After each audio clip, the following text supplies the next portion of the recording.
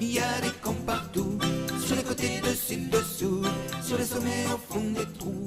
Partout, partout, il y en a partout, partout, partout, il y en a partout. Conscience. Deux choses que notre docteur ne devrait jamais dire. Ça va, car si on vient le voir, c'est que ça va pas, et au revoir, car si on revient le voir, c'est qu'il a tout loupé. Toutefois, s'il nous accueillait en disant « ça va pas », puis qu'il nous quitte en ajoutant « on ne se reverra plus jamais », on aurait froid dans le dos, malgré les 40 de fièvre.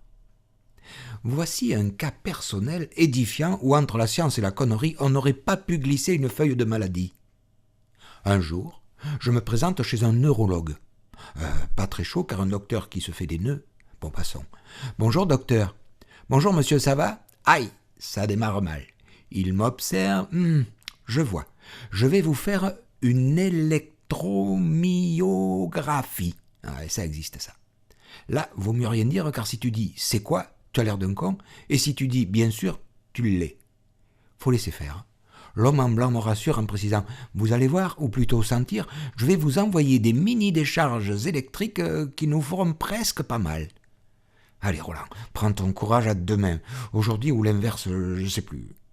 Les poignets sur une tablette, j'observe le to-be. Il positionne sur mon avant-bras gauche des électrodes. Une sur la paume de la main, qu'il marque d'une croix, l'autre vers le coude, qu'il repère de la même façon. « Attention, me dit-il, je compte jusqu'à 3. 1, 2, aïe !» Mon bras décolle puis retombe. Sur un écran se dessinent des courbes jaunes, rouges, bleues, d'une beauté. Elles s'entrecroisent, tricotent, s'amusent. Bref, un graphisme extraordinaire. Il tapote sur le clavier, mon âge, mon sexe, le numéro de ma carte vitale, je ne sais plus, lorsqu'apparaît une sinusoïde mauve, superbe, c'est du Mondrian. À partir de là, vous n'allez pas regretter d'avoir été patient. Comme moi.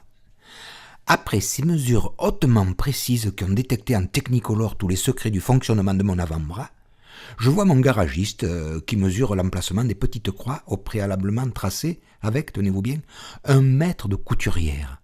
Vous savez, ces mètres mous là qui s'entortillent. Là, il faut s'accrocher. Les mesures détectées au milliard de microns par la haute technologie se frottent avec celles d'un engin dont la longueur varie avec la pluie ou le Mistral. Étonnant, non? Un peu comme une fusée à pédales ou un stéthoscope sur un écran tactile. Étrangement, ce maître de couturière m'inspire plus confiance que l'ordinateur.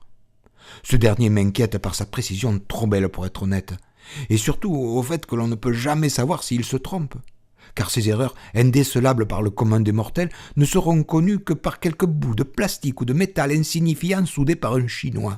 Le maître, lui, me rassure par son imprécision que l'on peut toujours rectifier en regardant par la fenêtre pour voir le temps qu'il fait, s'il fait sec ou si c'est pluvieux. C'est beau le choc des sciences. C'est un peu le choc des conneries, non ?